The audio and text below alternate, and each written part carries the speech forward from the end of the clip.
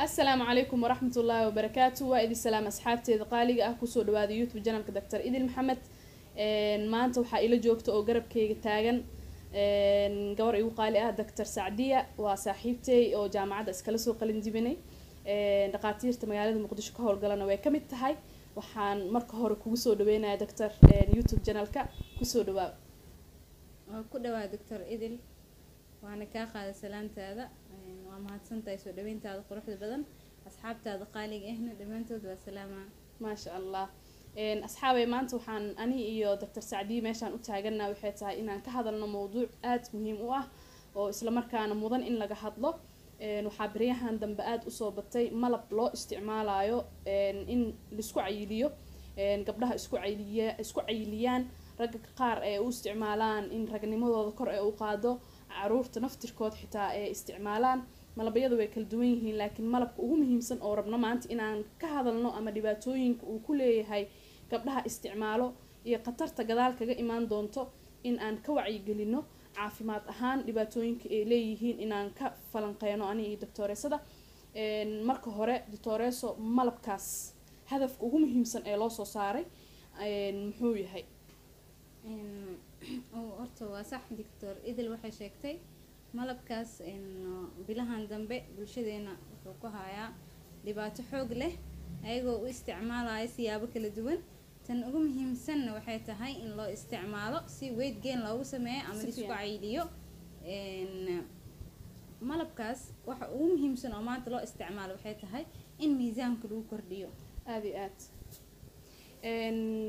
waxa hadda gabdhaha badankood marka ay isticmaalaan cayilka beesha ugu muhiimsan uu kasoo muuqanayo waxaana ka warqabnaa in ay ugu badan tahay dhanka wajiga oo gabadha marka isticmaasho automatically laga dareemayo wajigeeda caman in uu kasoo baxaayo qaarka dambe lugaha in ay ka cayilayso waxaan rabnaa marka ugu horeyso malabkaas wax uu ka kooban yahay in aan idiin sheegno waxyaabaha ugu muhiimsan uu ka kooban yahay doctorees maxaa kamid ah malabka waxyaabaha horta ugu horeyso oo yani dadkeena ay u gataan oo ay u maleeyaan inuu ka kooban yahay waxaa kamid ah malabka xulbada timirta iyo looska intaas ay laakiin og yihiin bulshada waxyaabaha kale uu ka kooban yahay ma ogaan laakiin waxyaabaha keeni karo waxyaabaha dadka laga arkayo saameynta ugu badan ayagana ay u maleeyaan inay tahay faa'iido ayaa ah in uu malabkan keeno weight gain kaas oo aan dhihi karno wuxuu ka imaaday maado ku jirta malabka oo cortisone oo na ka muuqan ama dadka aan loo sheegin oo la dhihin maadadaas ku jirto sababtoo ay aqoon uma lahan dadkii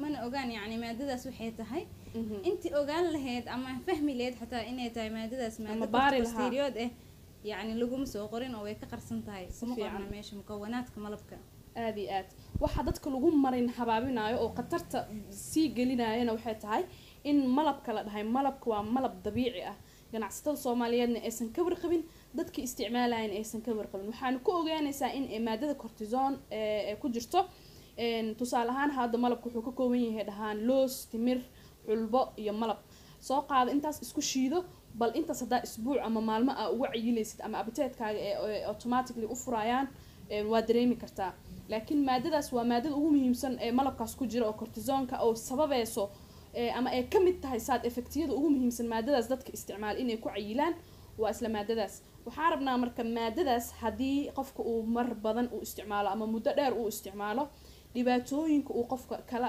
dhaxli doono dhibaatooyinkaasaa rabnaa inaan hal idinkugu soo qaadano mid ugu horeysa waxaa waaye cayilka siduu ku imaan karaa doctorees cayilka oo qofka maadadaas markuu qaato uga cayili karaa horta hore cortisone-ka maadada loo waxaa waaye cortisol ay ka imaatay waana corticosteroidska ayagaa waxay leeyihin daawo walba waxay leedahay faa'iido oo loo isticmaalo iyo side effect oo ka dhalanayo corticosteroid waa side effectigiisa wuxuu yahay inuu sameeyo weight gain so that's why dadkeena waxay u maleeyaan inay cayileen laakiin waxay u muuqataa inay ka faa'iidaysteen side effect of cortisone mana ogaan that's why u keenaa weight gain aad iyo aad cayilkaasna ma ahan cayil sii jiri doono waa cayil baaba'ayo tan kale cayilkaas degdeg ku imaanayo unugyada jirka aad ayuu u saameynayaa dhibaatooyinka kale uu leeyahay sidoo kale waxaa kamid ah inuu keeno renal failure iyo heart attack keliyada inay qofka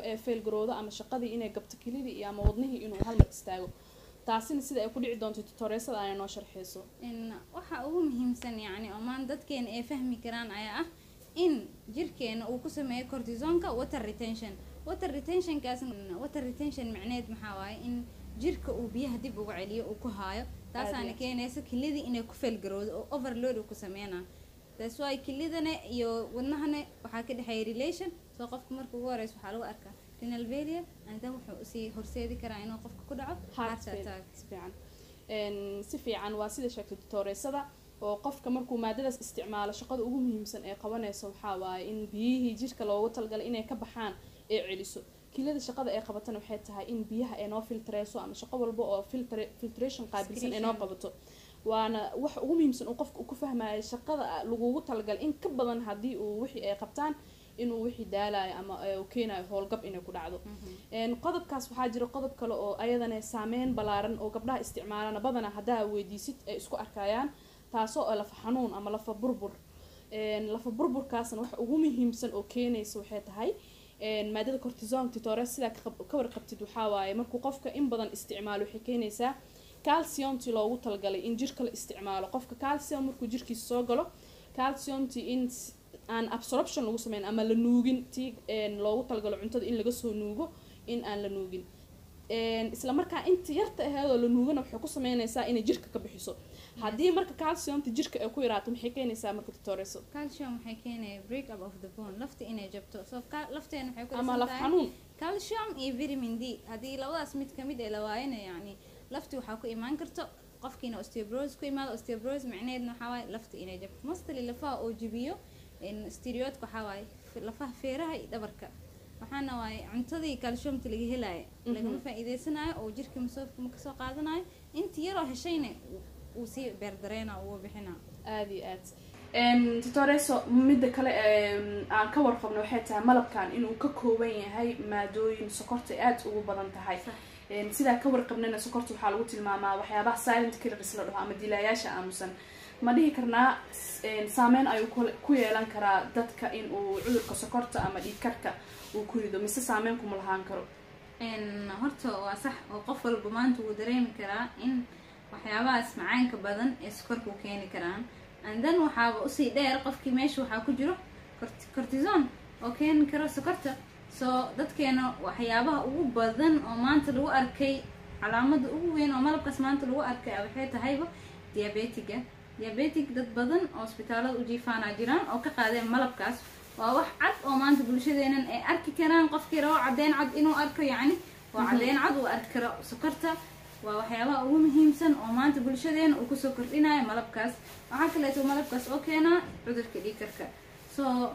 dhibaatooyinka ay keenayso cortisonkaas maadadaas malabka ku jirto way tiro badan yihiin. waxaa kamid ah xitaa aragga in uu dhibaato ku leeyahay.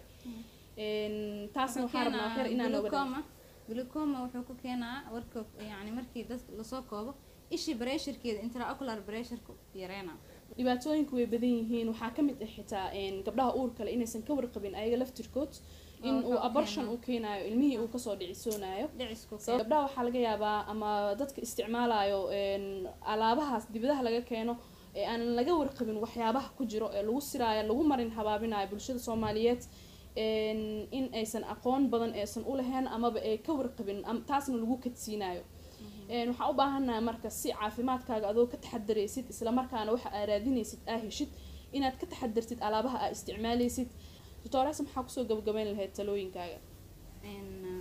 doctor idil waa intaa sheegtay. stereotype ama corticostereotype bulshadeena horta waxay ku hayaan dhibaato fara badan.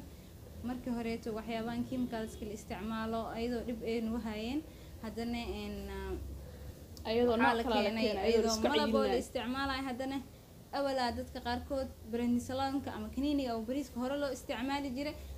marka inta wax fahmaysa maadaama ay kaniiniga prednisolonka iyo abu bariis waxay Soomaalida u taqaanaba aysan isticmaaleynin, asagoo la casriyeeyaa la keeno oo dadka lagu maran habaabinayo oo ah malabkaas waa noocaas oo kale waxba isma dhaamaan.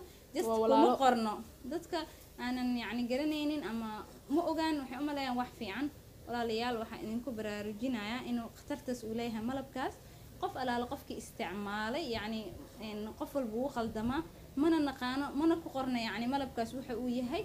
qof walbana ma fahmi karo waxaa u rajeynaa dadka isticmaalo inay iska joojiyaan malabkaas cayilkana yacni cuntooyinka loogu talagalo qofka biniaadamka oo dheelitiran hadduu qaato just balance iyo noqona cayil muhiim ma ahan ee waxaa muhiim ah inaad noqotid qof caafimaad qabo leh jir caafimaad qabo iyo maskax caafimaad qabto ganacsatada soomaaliyeedna waxaan leeyahay walaalayaal waa iga codsi waxa bulshadeena u daran waad salaamayna asxaabteeda qaaliga waxaa rajeynayaa muuqaalkan inuu noqdo muuqaal dhaxalgal ah isla markaana looga taxadiro dhibaatooyinka bulshada halista ku ah adiga daawanayna mas-uuliyad ayaa kaa saaran inaad faafisid waxyaabaha khatarta ku ah oo loogu taxadarayo bulshadaada qayb ka qaado wanaaga faafintiisa waa mahadsantiin asxaabteeda qaaliga ditores adigana aadaa kugu mahad celinaynaa sida wanaagsan ee aqoontaada aa bulshada ugu wacyigelinaysid isla markaana uga faa'iideynaysid soo dhawaaw ayaanu ku leenahay waa dhawahay doctores idil waana mahadsan tahay waxaasna yani waajib bulshadeena naga saaran dhammaan asxaabta doctor idil adinkana soo dhawaada idin leeyahay waana mahadsantihiin asalaamu calaykum waraxmatullahi wabarakaatu calaykum salaam mac salaama